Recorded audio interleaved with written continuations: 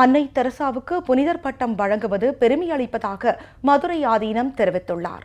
அன்னை தெரசாவின் கொள்கைப்படி வாழ்ந்து ஏழை எளிய மக்களுக்காக அன்புடனும் கருணையுடனும் ஆட்சி நடத்தி வருபவர் முதலமைச்சர் செல்வி ஜெயலலிதா என்றும் ஆதீனம் பாராட்டு தெரிவித்துள்ளார். அன்னை என்ற சொல்லுக்கு இந்த உலகத்திலே இலக்கணம் வகுத்தவர் அன்னை தெரசா.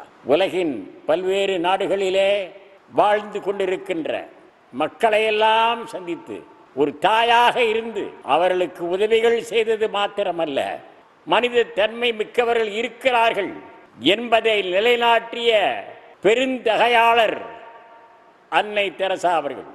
இஸ்லாம், கிறித்துவம், சைவம், வைணவம் என்றெல்லாம் பற்ற பெறுகிறதே, அந்த சமயங்களை எல்லாம் அரவணைத்து ஆட்சி செய்யக்கூடிய ஒரே பெருந்தலைவி அன்னை தெரசாவினுடைய அடியொற்றி ஆட்சி செய்யக்கூடிய மாபெரும் தலைவியாக நமது தமிழக முதல்வர் அம்மா அவர்கள் என்று சொன்னால் அது மிகையாகாது.